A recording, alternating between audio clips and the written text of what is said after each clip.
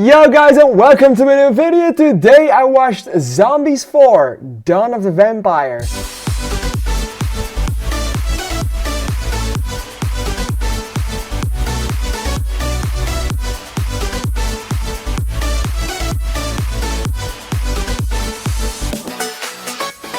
Alright, so the Zombies franchise is a franchise that I genuinely just skipped for basically most of my life since it came out in 2018.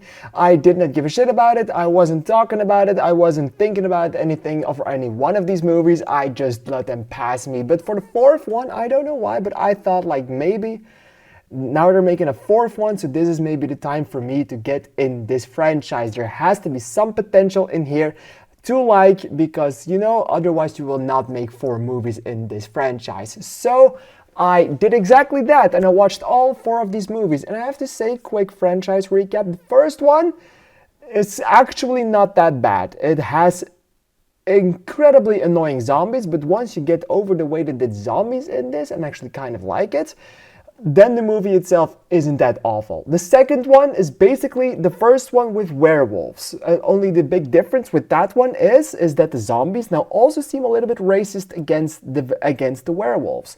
So you have that difference. In the third one you get the aliens, and the aliens is basically the first and the second one, but now is the werewolves added to the pack of racists. So you have the aliens coming at it, and then you get the fourth one, and the fourth one adds vampires and daywalkers. And basically this movie is basically the same as all these other 3 movies, but now the aliens are also no, that's not true. The aliens aren't even present in this. Okay, yeah. Granted, there's one alien, which is the lead character, but she kind of forgot she was an alien, because whenever they ask her what kind of species she is, she just says, "I'm a cheerleader." And I think that's the best part about all of these movies, is just that we have zombies, humans, vampires, werewolves, aliens, daywalkers, and probably some other things I am forgetting right now. But we also have cheerleaders. It's a known species, and I think that fits the tone of these movies perfectly. Now, basically, with this one, they try to do a little bit different, and the other 3 movies basically are all the same thing. The only overarching story that went on from these movies was trying to figure out what she was, what the lead character was. Jesus Christ, 4 movies in and I forgot her name still. Addison, that's your name. Alright, so that has the overarching story in those 3. For this one, they are not in the high school anymore, they're now going to college, and they aren't together anymore, and now they will have to find a way to be together, which is by going on a road trip. So we go out of Seabrook for this one, which was the biggest mistake they could have done, because now half of the cast isn't returning, and half of the cast is what made these movies bearable. And now we change up Seabrook. They did mention it, but they changed it up for some kind of magical forest where daywalkers live and vampires. And it's that thing in this story that makes the story bearable as well, because, well, the story is bad. And it's bad in a lot of ways, because it's incredibly dull and it's incredibly predictable for most of its things. And whenever they try to do something different with the story that's actually kind of, okay, that's new, then they always go back to things that they have done before, and they change that up like a gazillion times.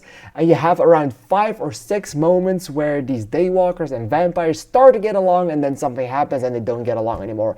And you repeat that maybe 10 times in the movie, and that's really annoying in the end. Like, whenever it happens, this movie does something with some kind of plot twist in the end where they finally manage to do something, and then it's all gone, and it's fire and the hell it breaks loose, and you think like, oh, some stakes, and 2 minutes later that's fixed. I can grant this movie the characters, especially the added characters of the Daywalker girl and Victor. I forgot the name of the Daywalker girl, but she was nice. And Victor, he was also kind of nice. And you have the surrounding characters, and you have the main 4 of the werewolf and 2 zombies, and Addison, the chair alien, the alien.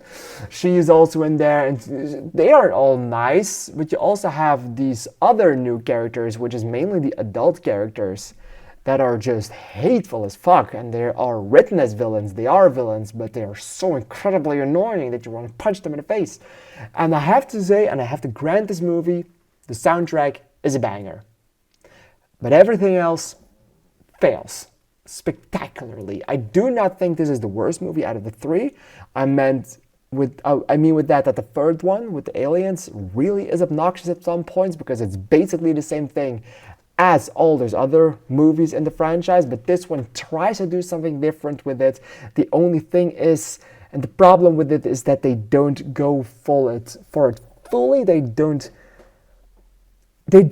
own that they are trying to do something different. They always try to go back to the safe spots, and that's the most annoying thing of this movie. If they actually had the balls to do something different and to make sure that they were like, yeah, we did something different, what about you, what you gonna do about it, then it would have been maybe even the best movie in the franchise, but it felt all way too safe.